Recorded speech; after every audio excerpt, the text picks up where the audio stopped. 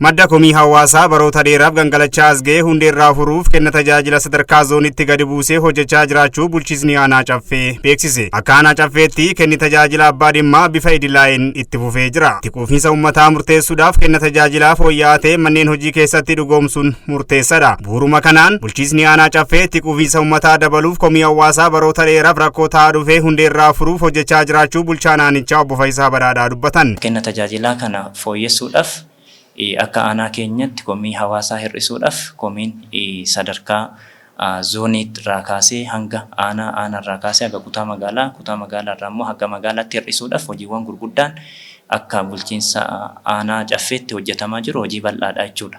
Inni biraa kenna tajaajila wiirtuu iddoo tokko seektoroonni hundi bakka tokkotti akka isaan kenna tajaajilaa kennaniif hojiiwwan hojjetamaa tures bal'aa jira ammas itti deemaa jirra jechuudha. Bulchiisni aanichaa seektaraalee komiin hawaasaa itti heddummatu rakkoo bulchiinsa gaarii akkasumas alseerummaa aanicha keessatti mul'atu adda baasuun xiyyeeffannoo olaanaan hojjechaa jiraachuus kaasanii jiru. Hojii kanaan wal qabate hojii dijitaalaatiin kan wal qabatu seektoroonni hunduyyuu seektoroonni hundi kan akka mana qopheessaa, carraa hojii uumuu, galii fi lafti seektoroonni kun hundi isaatu siisteemaan jechuudha kan hoogganamu.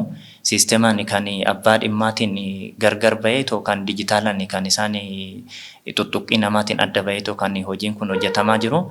Smart Cities lafa qabsiisuudhaaf akka bulchiinsa aanaatti hojiin babal'aan hojjetamaa turee jira. Kaameraadhaan CCTV kaameraa galchuudhaan hojii to'achuun danda'amee jira. Sadarkaa zoonittis yaadaa jirra jechuudha. Amma sadarkaa zoonittis dijitaala gochuudhaaf yaadaa jirra. Kan waanumti aanaa jiru akka sadarkaa zoonittis jiru gadi buusuu fi yaaliin gochaa jiru jira. Zoonii 9 qabna. Zoonii 9 waajjira qabu jechuudha. Waajjiraalee qabu, kompiitara qabu, piriintara qabu, achumatti waa qindeeffachuu akka danda'an, achumatti akka rakkoo furuu danda'an hojiin bal'aan naannoo sanitti hojjetamaa jiru jira waanuma jedhu san isinii kaasuudhaaf. Hojii gaggeessaa mana qopheessaa aanaa Caffee obbo Shaambal Dachaasoo gama isaaniitiin komii hawaasaa gama waraqaa eenyummaatiin jiru furuuf sagantaa addaa baasuun hawaasicha tajaajila si'ataa ariifataa fi qulqullina qabu kennaa jiraachuu himan. Komii hawaasaa hir'isuu fi hojiin bal'aan hojjetamaa tureera jechuudha. Keessumattuu guyyoota kenna tajaajilaa sadeen kanarratti zoonii 9 qabna. Zooniiwwan 9 kan keessattuu waraqaa eenyummaa dijitaala kanaaf darabee baasnee akkaataa maamila keenyaaf yookaan hawaasa tajaajilamaa keenyaaf ifa ta'utti afaan lamaaniin maxxansineef jechuudha.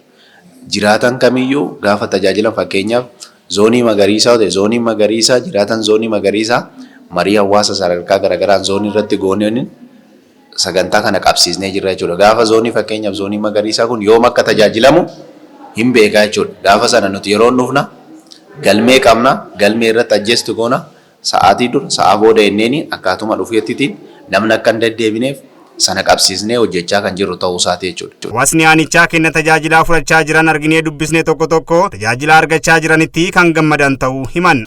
Maqaan koo Kiyyaa Araarsan jedhama. Tajaajila isaan kennanii baay'ee gaariidha. Namoonnis immoo tajaajilamanii deemanii. Maqaan koo Taarikuu Biqilaa jedhama. Jiraata aanaa Caffeeti. Taawaqaa kana fudhachuuf dhufne isaanis akka kiyyatti jechuudha baay'ee kan hojjetanii fi baay'ee kan uummata tajaajilanii fi baay'ee kan nu tajaajilan jechuudha. Akkuma argitan kana kun duraan gamoon kunis hin jirudha. Bara kana keessatti gamoo kanas ijaaranii uummataa fi uummata bal'aa kanaaf tajaajilaa jira. Akkuma argitan biiroo keessattis uummanni rakkachaa hin jiru. Taraa isaa eeggatee taraa qabsiisanii akkuma kanatti kun tajaajilaa jira.